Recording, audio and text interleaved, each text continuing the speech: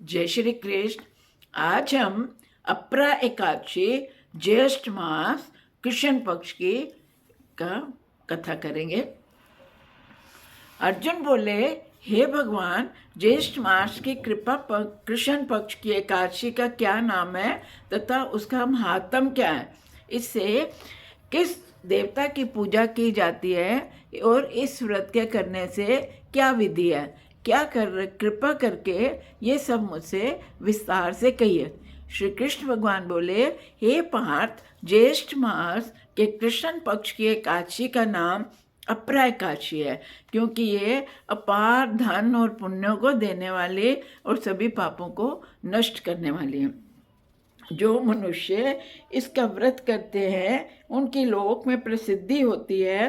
अपरा एकादशी के व्रत के प्रभाव से ब्रह्महत्या, भूत योनि, दूसरे की निंदा आदि से उत्पन्न सब पाप नष्ट हो जाते हैं। इतना ही नहीं, स्त्री गमन, झूठी गवाही, असत्य भाषण, झूठा वेद पढ़ना, झूठा शास्त्र बनाना, ज्योतिषी द्वारा धमका भरमाना, झूठा वैद्य बनकर लोगों को ठगना आदि सब पाप अपरा एकादशी के व्रत से नष्ट हो जाते हैं। जो क्षत्रिय युद्ध क्षेत्र में भाग जाए तो वह नरक को जाता है, परंतु अपरा एकादशी का व्रत करने से उसे भी स्वर्ग की प्राप्ति होती है। जो शिष्य गुरु की विद्या ग्रहण करते हैं परंतु बाद में उनकी निंदा करते हैं, वे अवश्य ही नरक में जाते हैं। वे भी हमारा अपरा एकादशी का व्रत करने से स्वर्ग को चले जाते हैं। जो फल तीनों पुष्करों में स्नान करने से या कार्तिक मास में स्नान करने से अथवा गंगा जी के तट पर पितरों को पिंडदान करने से मिलता है, वह अपरा एकादशी का व्रत करने से मिलता है।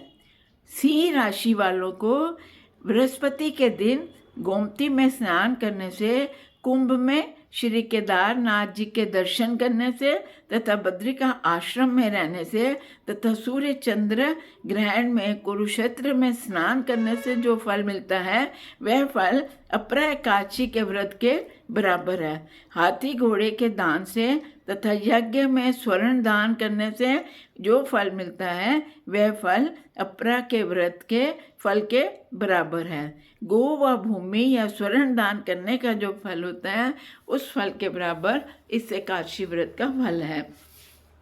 ये व्रत पाप रूपी वृक्षों को काटने के लिए कुल्हाड़ी के समान है, पाप रूपी अंधकार के लिए सूर्य के समान है। अतः मनुष्य को इस एकादशी का व्रत अवश्य करना चाहिए। ये व्रत सब व्रतों में श्रेष्ठ है।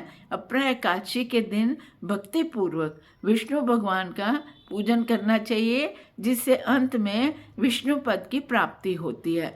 हे राजन, मैंने ये अपरा एकादशी की कथा लोकहित के लिए कही है। इसके पढ़ने व सुनने से समस्त पाप नष्ट हो जाते हैं। जय श्री कृष्ण। आज हम इस एकादशी कथा का जो सारांश है अभी पढ़ के सुना रहे हैं, क्योंकि कथा भी बड़ी छोटी थी और सारांश भी 2-3 लाइनों का ही है।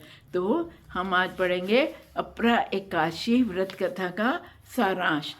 अपरा का अर्थ है अपार या अतिरिक्त।